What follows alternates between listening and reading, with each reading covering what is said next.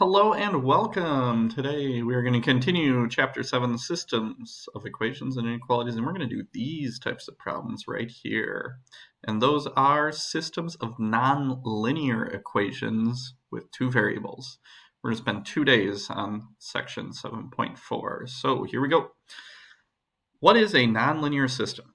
So a nonlinear system is when you have a system that has at least one equation that cannot be expressed like this.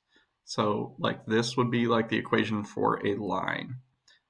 So basically when you have an equation that, at least one equation that isn't a line. And the reason that you can't write it like that is usually because the equation has an x squared and or a y squared in it.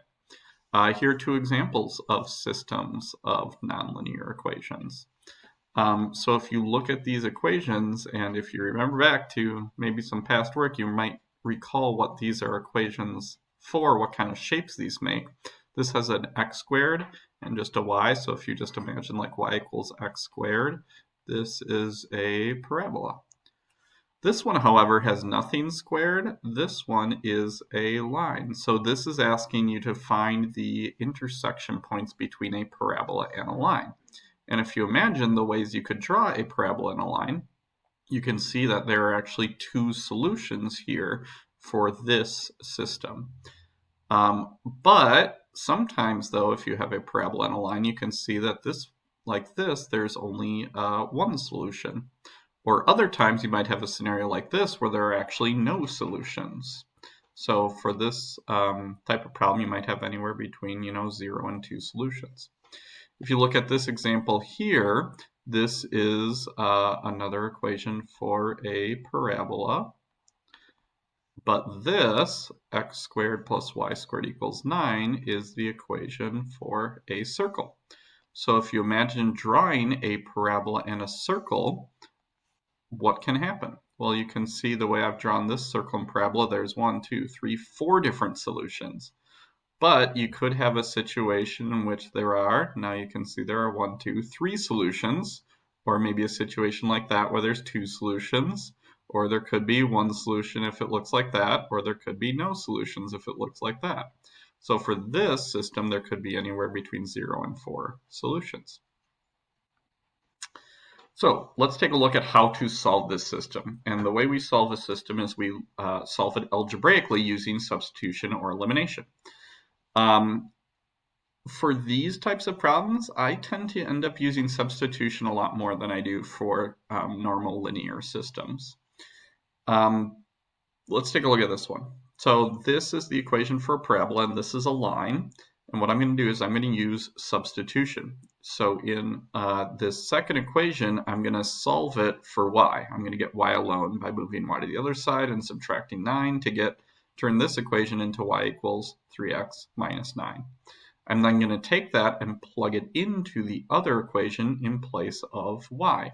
So I take, this first equation and I replace the y with this, 3x minus 9, which gives me this equation.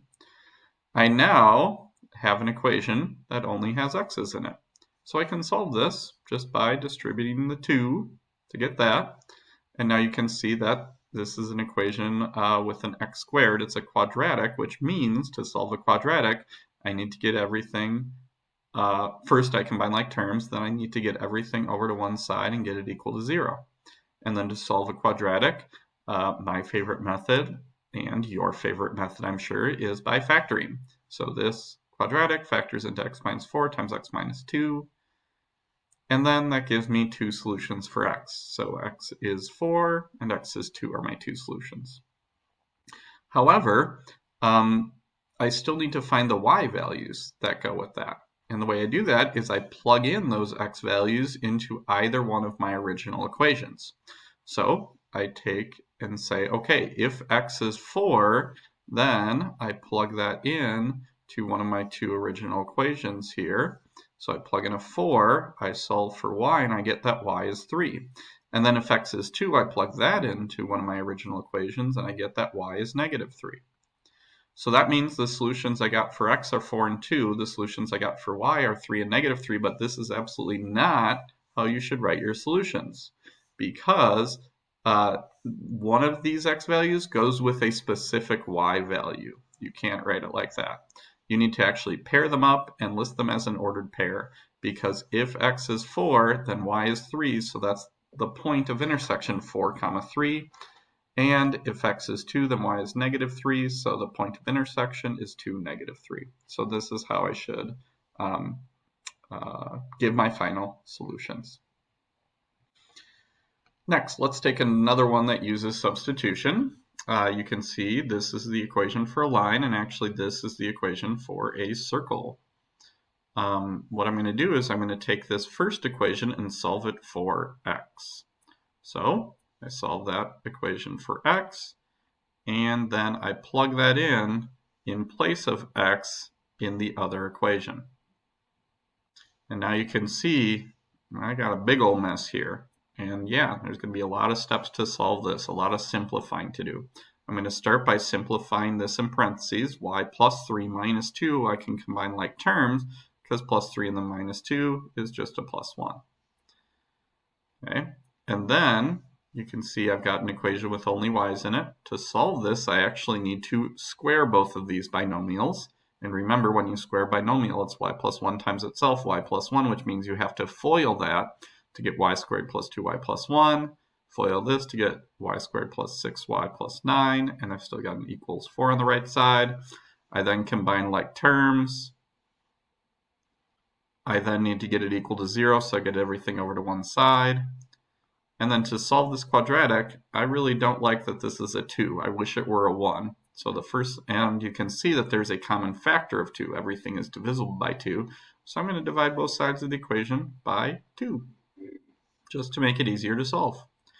And then, of course, I'm going to use my favorite method for solving quadratics, which is factoring. And this is factorable into y plus 1 times y plus 3, which gives me two solutions for y, -1 and -3. And then I pair those up and find solutions for x by plugging in those values of y into one of my original equations. So I plug in a -1, that gives me that x is 2. I plug in a -3, and that gives me x is 0.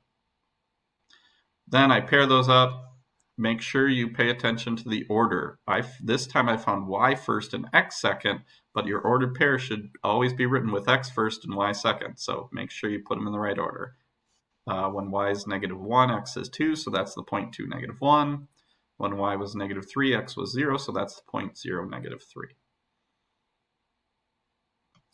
All right, next let's look at when you might use elimination. If everything's squared, you should definitely use elimination. Okay? Don't try to use substitution for one of these, because it will involve like a square root and a plus or minus, and then it's a big old mess. Use elimination when everything is squared like this.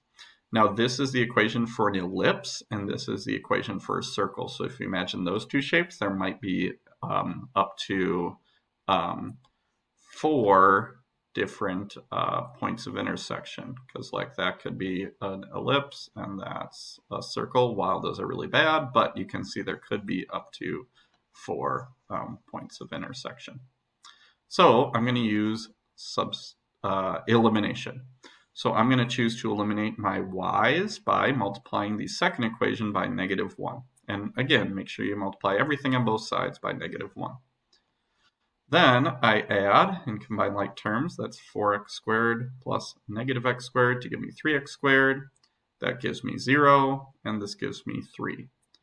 I then divide by 3 to get x squared is 1. I then take the square root, which gives me x is, don't forget your plus or minus, it's plus or minus 1. That's 2 different answers. X could be 1 or x could be -1. I then take those answers and I plug them into either one of my original equations. So if x is 1, you can see I plug in a 1, and I get y squared is 9, which means y is plus or minus 3. So when x was 1, that was actually paired with 2 different answers. And then here when I plug in a -1, you'll notice I end up getting the same 2 answers. So if x is -1, that could go with a +3 or a -3 for y. So if you think about all the ways that we just paired those up, 1 could go with 3, and 1 could go with -3. That gives me those 2 answers. And then an x value of -1 could go with 3, and an x value of -1 could go with -3, which gives me those two answers. So this system of equations actually had 4 different solutions. So that's it for today's lesson. We'll continue doing a few more of these examples tomorrow and do some word problems that involve setting up a system and solving a system like these. So go ahead and try that homework assignment, and as always, email me with any questions.